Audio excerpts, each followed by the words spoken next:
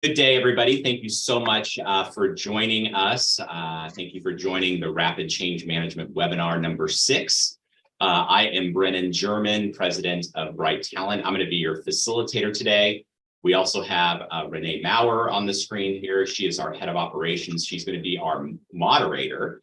And in a few seconds, she'll end up disappearing, but you will hear her voice later when we get into the Q&A section. And then we also have our guest today, Tammy Cooper. And I'm going to give her more of a proper introduction in a minute after I give context to really what this webinar is about and what we're going to be talking about today. So again, thank you all for joining us. And so I should say last year, we really saw an opportunity to give back to our community. And so there was so much change happening in HR that we wanted to offer free tools, materials. So we created this Rapid Change Management series, and I'm going to share my screen just so I can take you to our website so that you know where to go get this information. So the Rapid Change Management webinar series is what we call part of our guides. So you either can click here on this green banner on the homepage, and this is brighttalent.com, or go to resources, click guides, and that will take you to the guides page. And then you will click on the Rapid Change Management series. And this is the home page for the Rapid Change Management series. And here you will have a Rapid Change Management playbook. And this is full of project management templates, communication templates, instructions on how to build out project plans so that you successfully can put programs and process in place and affect change. As we say, the easiest thing to do is to change something. The hardest thing to do is to get adoption of that change. So this playbook is free for download. Then you are now participating in our webinar series, which we're talking to different experts about different things related to change within HR operations. And if you don't want to do it yourself, we also offer change management services. Relating to the webinar, if you jump into the webinar page, I'm sure most of you came here to register. This is more than likely where you registered. However, after we're done, we are recording this webinar. After we're done, we will upload it to our website. And this is where you will find this webinar as well as past webinars to watch on demand. And then Tammy's also been kind enough to give us some materials that you'll want to check out after we upload it. That'll be available to you to download right here from this past webinars page. So just to give you context, this is where you will find this after we're done with the webinar. So the actual format of this webinar, we tried to make it really succinct. It's only 30 minutes in length. It's concise, compact, full of information. We like the podcast style, so this is no presentation. This is going to be a casual conversation between Tammy and I, talking about very specific topics. We'll talk about for about 15 to 20 minutes, and then we'll have about a 10-minute Q&A. This webinar, Zoom webinar, website allows you to put your questions into the Q&A queue. So as Tammy and I are talking, put your questions into the queue so that at the end, Renee will come back in and she will ask all of your questions as you put them in. And so this is an opportunity for you to talk to Tammy, for you to talk to us and answer any questions you might have. So as for today's topic, probably like most of you during COVID, kind of lost touch with a lot of people. So Tammy and I recently reconnected. We've known each other for many years. And during our catch-up meeting, she started telling me about her mentor program. And I just had to stop her and said, this needs to be part of the webinar. And so luckily she agreed, because so much is revolving and trending around upskilling and reskilling as a trending topic. Mentoring is such a key component to that when you're developing your people. So that's what inspired the title today. What is the key to upskilling, mentoring? And then we're going to cover two specific topics. We're going to be covering setting the mission and identifying mentors and mentees.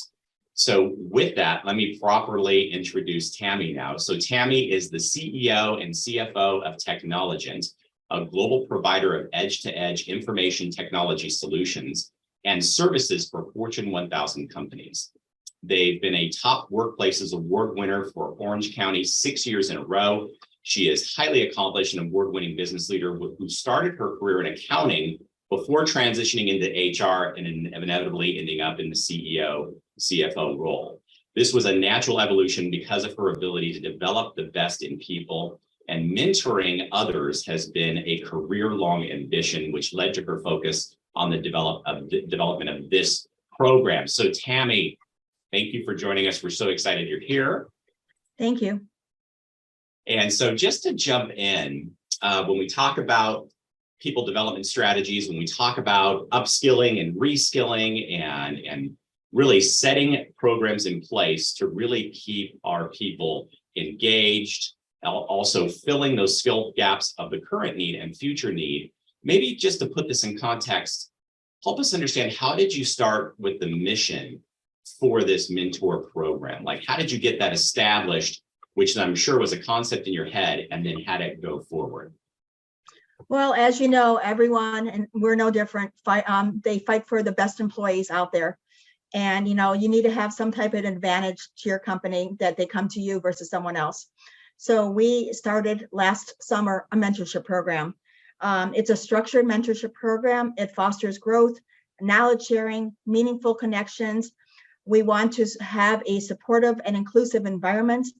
And it leads to enhanced skills for our mentees, career advancement, strong sense of belonging, continuous learning, collaboration, personal development. So it's our little hook to get the employees to come and to stay. So as you started to, I'm sure you were meeting with other leaders in the business, how did you ultimately develop that mission? Kind of what was that process? So just trying to build buy-in, trying to get other people on board. What was that process to help define that mission?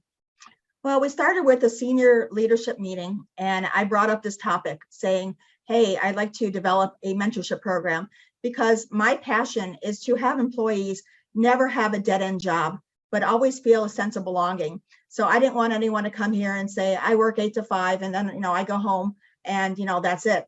I want everyone to have goals, have something that they could work toward and achieve. And so I developed this mentorship program. And as Brennan said, it's going to be some key topics will be available online for you. But it is to be able to engage them, to have them grow, have them develop, and have them have relationships with mentors, senior leaders in our organization. We actually started as a pilot program. We picked 3 individuals and picked 3 mentors. We fostered them along the way, checked in regularly to see how it's going. And it was a success. We put them with someone that is not in their career path, such as, like, if they're in accounting, we didn't put them with another accounting person. We put them maybe with a salesperson to see what the company does. Put them with a operations person to see what it takes to get product into the warehouse. So we put them somewhere that's not that they report to daily, but so they get another sense of belonging in our company. I just love how that works. And then as we kind of mentioned, sometimes you get the generational differences. You have more experienced people mentoring with younger professionals as well. And especially as you and I were just kind of chit-chatting before we started, the whole remote versus on-site. And I think what has been lost working mostly remote is that just natural networking that happens when you're in an office together.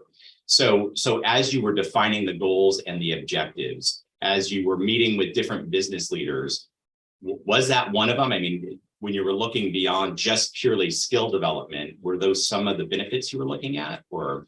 Well, we are a national company, so we have people, not maybe somebody in Irvine. Our headquarters would be paired with someone in South Carolina. So it's not necessarily paired with someone that's in your own wheelhouse, someone that's a little farther. We brought this up to mentors. I brought this up to our senior leadership. I said, hey, you can help set the tone of shape the next generation, share your expertise, share your professional growth, enhance your leadership and coaching skills and networking opportunities. Maybe that this person is really going to want to go into operations, not stay in accounting. So, we want these people to grow within our organization, but sometimes, we're bringing them along and they find power with what they've learned to grow outside the organization. Yeah. Okay, we'll come back to that in a second, outside the organization. So that's interesting. So as you were building that buy-in, did you have any resistance? Did you see did people challenge the idea a little bit, or did they look for possible negatives that might be coming out of this, or was it mostly everybody could see the vision, everybody could see the benefits? I think initially I have a PowerPoint and I have a deck that I give to potential mentors and mentees. So everyone shared the vision. I initially did one-on-one, and then a couple of the mentors really liked what they were doing. So then I gave it, they have 2-on-1. So they have 2-on-1 mentor, and they have time enough for both of them. But, I won't go more than 2-on-1 just to give enough, you got to do your day job too. So, Yeah. but I have given 2-on-1 to some of them, and they really, really foster the relationship. I have one that's in Idaho, and he comes into Irvine with his mentee here, and he surprises him and he takes him out to lunch. So it's a nice match. It's a lifetime connection. I think that's just so amazing. And I think what you just touched on is the important part of, as people that are listening in, as they develop these programs and they select mentors, my natural inclination was like, how am I going to fit this into my regular routine? How could I possibly be a mentor with intention? Obviously, the gentleman or the person that you just recommended in Idaho or mentioned in Idaho, obviously they've made it part of who they are and what they do for the organization, which is amazing. But I think there's a natural, we're all busy, and how do we fit this in? How did you respond to that, Tammy? So what I have done, everyone has a deck, and the deck is for 3 sessions. The third session, you can either continue or you can, and it gives talking points for each of the sessions, so that, it's mentee led. Mentees trying to tell the mentor what they like to achieve and what they like to get out of this. They also have homework that they have. So the mentor doesn't need to come up with questions. Oh, what do I ask them? I don't know what, it's mentee led, but I have sample questions. I have sample discussions for 3 different sessions. So it's never been a problem. People squeeze this in, and people have leaned on mentees for other things. Hey, I have a project coming up I think you'd be good at. So it doesn't really end with, okay, third session and goodbye. I see that you have some skill sets that I really could use for my own group. Boy, I can see this as a workforce planning tool, right? It would be essential, because then there's going to be those leaders that now are working with somebody they would have never worked with, that they now have an opening that they might want to bring over, which I think is exactly what we aspire, especially when we're upskilling, reskilling, right? That is so essential. So now that you've laid that foundation and you started identifying the mentors and the mentees, and you mentioned, you picked people, and I always like to kind of joke, was that voluntary or voluntold for them to participate in the program? Well, we actually asked the mentees. We put an email out saying, hey, we have a mentorship program. It's now in full-fledged. It was at first just a startup pilot. Now it's full-fledged. Who would like to participate? And matter of fact, I got a lot of mentors saying, hey, I'd like to be part of the program in addition to mentees. So I got both. So on the mentees, we asked them, what are you looking for? What do you want to get out of this? Are you looking for just someone you can ask questions to? Are you looking to maybe see if you want to jump into marketing? What are you looking for? And based on what they're looking for, their career goals, we match them up. We physically match them up with somebody. Yeah. And we get, a match, and then you get an email saying you've been matched. And it's a mentor's contact, the mentee's contact, and the slide. It's not a slide deck, but it's actually a notebook. And the notebook gets sent on, and everyone can read through it to see exactly what's expected of you. So there's no surprises. So I love that. So now, you've started it. It's going. It's an operational program inside of your business. It's now impacting the culture. Are you starting to have people now come forward and really raise their hands and see the value of their peers doing it, and now they're coming forward? Or are you having more people come forward to want to join it?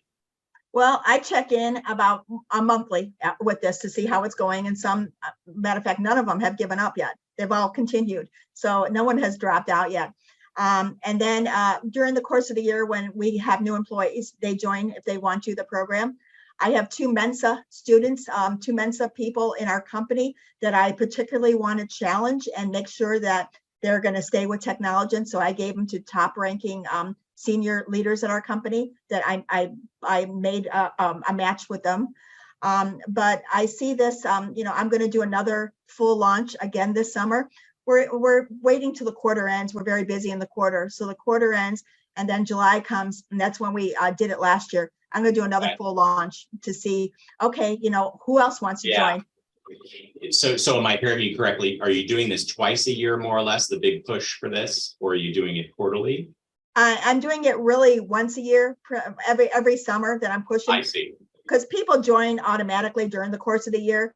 They heard from somebody else, they're in a program. How do I get in a program? So I'm not pushing it down their throats, but I do twice. I do it once a year. That July, I'll have another big launch as we go into third quarter.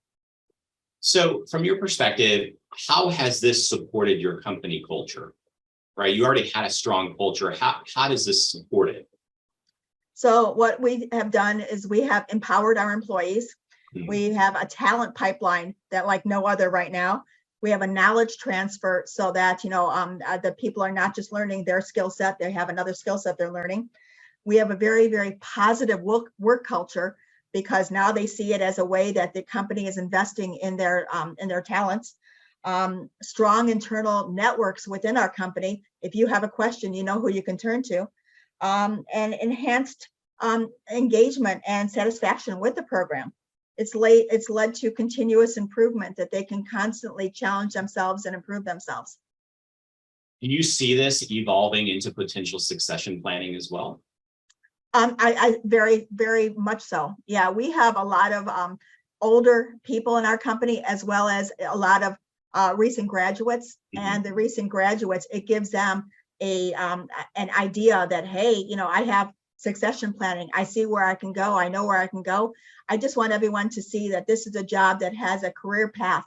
Having a career path is very important for me. I don't want, anyone to say, I just do whatever I do. So I want to make sure that they see there is a succession that they could grow.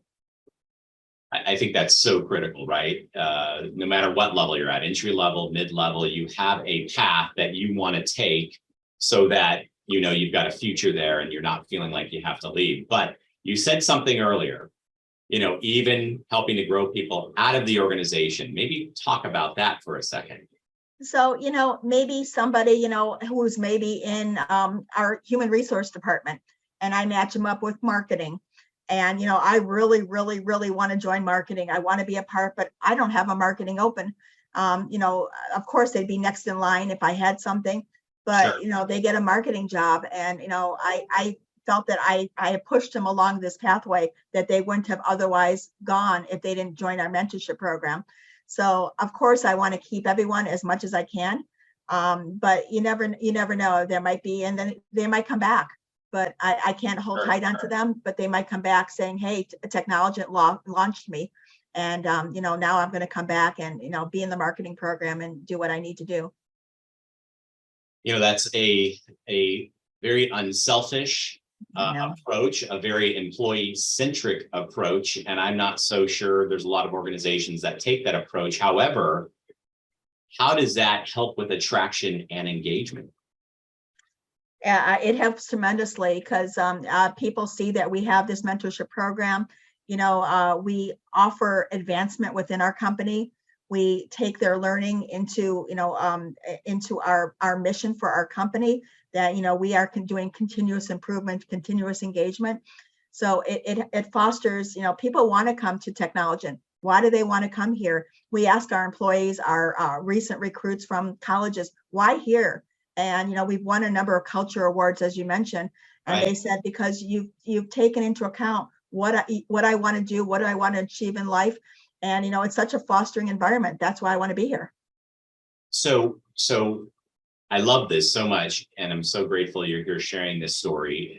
So what is your ultimate vision then? Like, where do you see your past launch, you're actually implemented, it's going, where do you see it going from here? So right now, we, of course, are going to continue our mentorship program. We get new employees all the time. We are increasing our staff. But what I want to go from here is more into employee development program. I want to launch starting with senior leadership all the way to managers, onto team leaders, all the way down, Technologent University.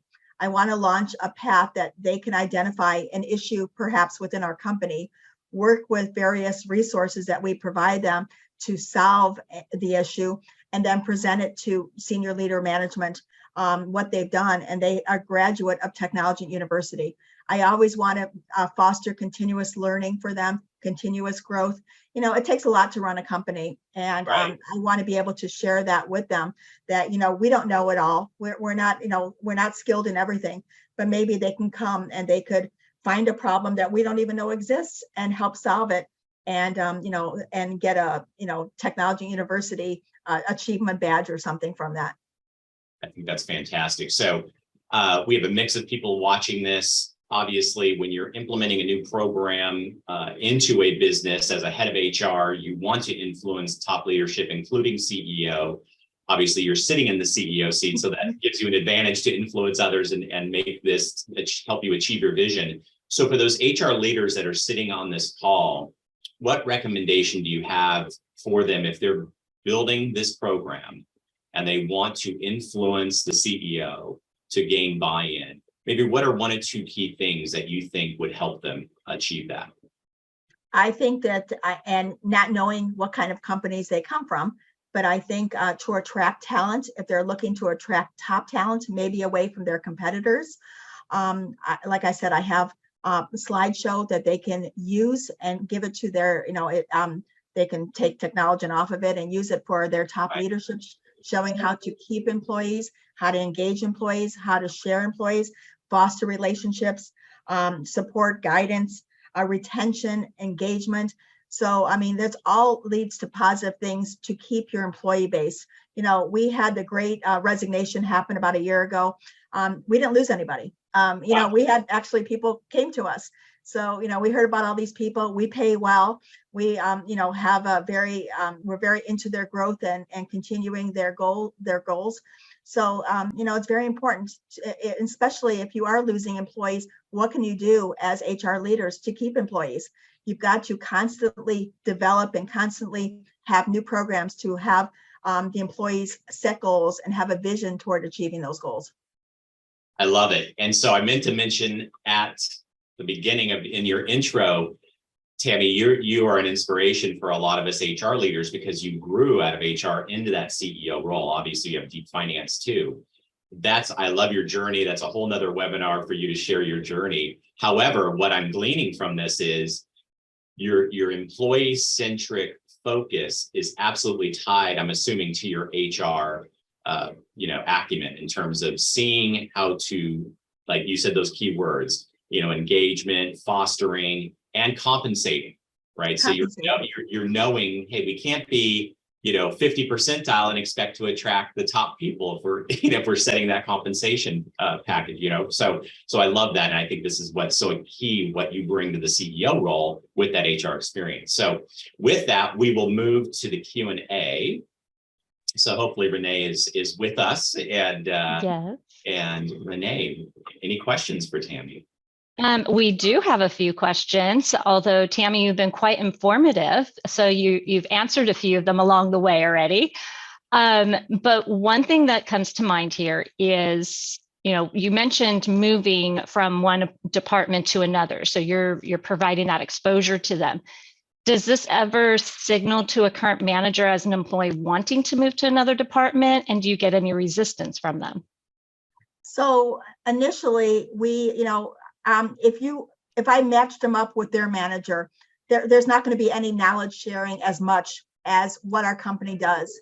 I want exposure to the whole company, not just with your manager. You should have performance reviews and everything with your current manager. So I match them up outside. And like you said, match someone up to sales. Do they want to be sales? Well, eventually they do. However, I have all the managers in the company engaged also. The accounting manager, the HR manager, they're engaged with somebody who perhaps wants to get out of marketing, wants a more stable HR position, wants to get an accounting position. So it happens within our company. But you can't just step into that role. You can't just mentor someone and say, hey, I'm going to be an accounting person. There requires a lot of knowledge, skills before they actually go into that role. Good point. Great. Great. Thank you. Okay.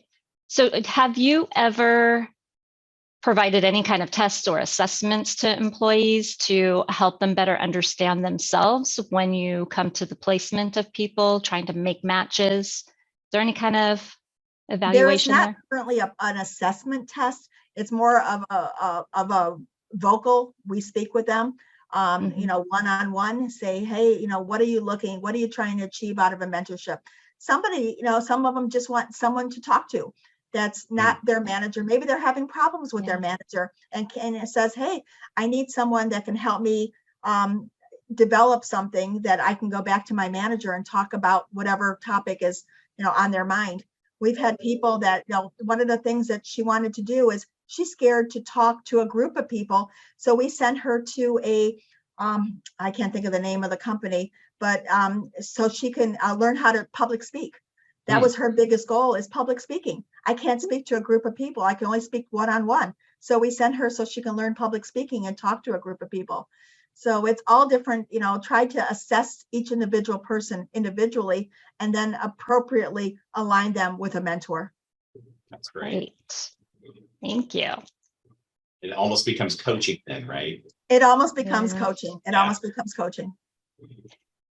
So during your program here, do you ever offer other activities for everyone within the program where they can come together and do something together, maybe bring in an outside speaker or some kind of, I don't want to say team building activity, but some kind of activity that just provides another educational resource to them?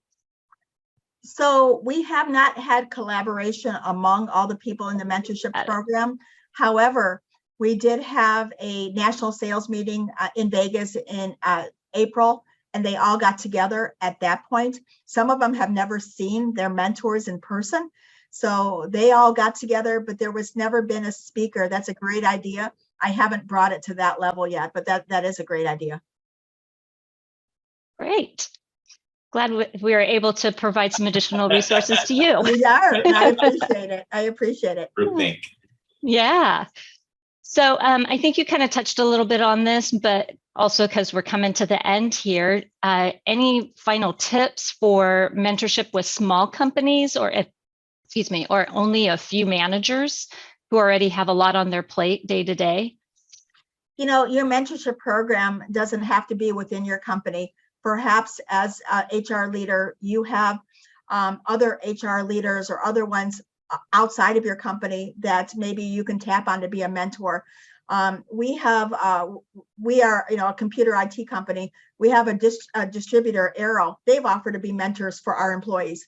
They'd like to be part of the program. And so far, I have not tapped outside resources. I've all done within our company. But outside resources sometimes want to jump in, want to foster that relationship, want to have the person that they could build a relationship and advance someone's career. So it's not doesn't have to be within your company. It could be outside the company. If you are commingled with a distributor, you're selling someone else's products and maybe someone from that company. It doesn't have to be within your company. I love that. That's huge. And then think about it just strengthens that relationship, business relationship as well. Correct. Correct. Renee, I think we're at time, but any more? Or we are. You know, I've got one last one that did come in. So should a mentorship be required to grow, or an optional want to kind of thing for like the mentor and the mentee? So is it something that you would require them, or do you always think it should be optional? I personally think it should be optional. If I require someone to do something, I'm going to have resistance. I'm going to have a mentor that, you know, I don't want to be with this person. I'm going to have a mentee. Great. You know, now I have some more in my workload that I didn't want. So I personally believe it should be optional. I don't require anyone to do anything that's against their will. I offer it as a choice. You know, you have maybe senior people in your company that are 50s, 60s. I don't need a mentor. I don't need anything. That's fine. I respect that. They might be in their twilight years of, you know, employment. I respect that. You know, many of the young people they know it all. They don't want to be involved, but, you know, a lot of them do. And at least I offer a pathway. They don't have to take it, but I offer it anyways. Awesome. Great. Thank you. Thank you, Renee. Thank you, everybody, for attending. Tammy, thank you so much for welcome. sharing your story and sharing your journey and what you and the successes you've had. And we're just so grateful that you joined us. We will be doing this every quarter. And so for those of you that are attending, if there's a topic you want to cover, let us know. Reach out to us and let us know. We'd be happy to find an expert to cover that. Otherwise, I wish everybody a happy 4th of July and have a safe weekend. Again, Tammy, thank you so much. You're welcome. Good day. Have a good day.